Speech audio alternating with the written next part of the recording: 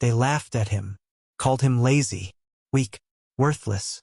But just days later, he stunned an entire kingdom and made the king rise from his throne. What happened? How did one idea change everything? Watch till the end. You won't believe how it ends. Today's story is about a boy who seemed lazy on the outside, but had a clever mind hiding underneath. By the time we reach the end, we'll see how someone who avoids hard work can still rise above it, and maybe even change for the better. But that's not all. Along the way, we'll also learn some new English words and how to use them in sentences. So stay with us till the end. Now let's begin. Many years ago, in a quiet farming village nestled between low hills and winding streams, there lived a young boy named Logan. He and his parents shared a small, weathered cottage on the edge of town, close to the rice fields that fed their village. Logan had a reputation, and not a flattering one. Everyone knew him as the lazy boy.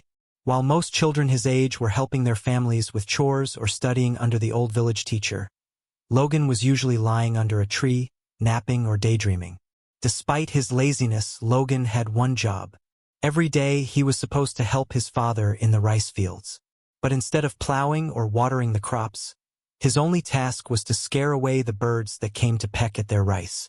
Most folks in the village used sticks or slingshots, chasing the birds off with energy and speed. But Logan? He did it differently. Rather than running around like everyone else, Logan decided to build something. He set up tall wooden poles across the field and tied long pieces of string between them. Then, by pulling on the ropes from a distance, he could shake the poles and frighten the birds away, without ever leaving his shady resting spot. It worked surprisingly well. His father, George, often watched Logan with a mix of worry and wonder. He would think, if something ever happens to me, can Logan take care of all this on his own? Still, Logan always got the job done, just in his own unusual way, so George never scolded him too harshly. But then came the dry season. That summer, the rain refused to fall, and the sun burned hot over the fields. One morning, George woke up with a terrible fever. He was too sick to get out of bed. The responsibility of tending the rice fields fell completely on Logan's shoulders. For the first time in his life, Logan had to do everything himself. He tried. He truly did. But the work was exhausting. The ground was dry and hard. The sun beat down without mercy. Logan wasn't used to this kind of effort, and after a few weeks, it showed. The rice plants began to wilt, turning brown and brittle. Without enough water, the crop was dying, and Logan knew he was failing. That night, Logan sat alone on the front steps of his home, staring up at the starry sky. His clothes were dusty, his hands sore, and his heart heavy. Why didn't I try harder before? He wondered. Now that my father's sick, there's no one left to help us. The next morning, something unusual was happening in the village square. Curious, Logan walked over to see what the commotion was about. A royal soldier, dressed in silver and blue, was standing on a wooden platform. His Majesty the King, the man announced, invites all citizens to participate in a grand competition at the Capitol Palace. The winner shall receive a chest filled with gold. The crowd gasped in excitement. Logan's eyes lit up. He didn't hesitate for a second. This could save my family, he thought. I'll enter the competition, he shouted. The villagers laughed. They couldn't help themselves. Logan? Compete? Against the strongest men in the kingdom? He'd fall asleep before lunch. But Logan wasn't joking. He meant every word. He had 3 days to reach the palace. Without waiting, he packed a small bag, said goodbye to his parents, and left that very evening. His mother, Carol, and father weren't sure what to think. They didn't truly believe Logan would win, but they hoped, just maybe, that the journey would wake something inside him.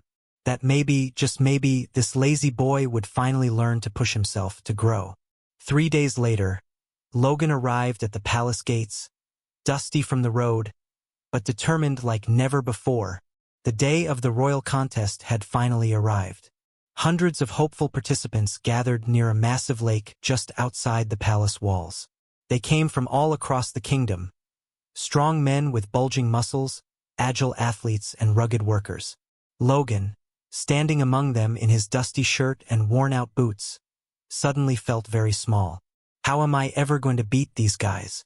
He wondered, swallowing hard. A trumpet sounded as a royal messenger stepped forward and announced the rules of the first round. All competitors, he said loudly, must cross this lake. The first 3 people to reach the far side will advance to the final round. Logan's stomach tightened. Swimming had never been his strong suit. Before he had time to worry, the countdown began. 3, 2, 1, go! With a mighty splash, the contestants dove into the lake, churning the water with arms and legs. Logan stood frozen for a moment, watching the others swim away like a school of fish. There's no way I can beat them by swimming, he thought. They'll leave me behind in seconds. But then, like a flash of lightning, an idea struck him. Without a word, Logan turned away from the water and sprinted toward the nearby woods. The crowd gasped. "What is he doing?" someone murmured. Logan didn't answer. He was too busy searching the ground for materials. He gathered a few fallen branches and tied them together using a piece of rope from his bag. After a few minutes of work, he had built a simple wooden raft. Grabbing another branch to use as a paddle, Logan pushed his raft into the lake and climbed aboard. This isn't a swimming contest, he reminded himself. It's a race across the lake. No one said how we had to do it. As the other competitors grew tired from swimming halfway across, Logan steadily rowed his raft, slow but consistent. One by one, he began to pass them. Muscles might get you started, but clever thinking could carry you farther. When Logan finally reached the far shore, he was third to step onto the grass. He had made it to the final round. 2 other men had beaten him there, both tall, broad-shouldered, and clearly built for competition. The rest collapsed at the edge of the water, coughing and gasping for air. Logan grinned to himself. Let them laugh now. The final round took place the very next morning. A golden sun climbed over the horizon as the crowd gathered in the royal courtyard. The king himself sat high on a marble balcony, watching with keen interest. The rules were simple, but the task not so much. Each of the 3 finalists was handed a huge, solid wooden block, nearly as tall as a man. Their challenge? To move the block exactly 1 kilometer down a dirt road to a marked finish line.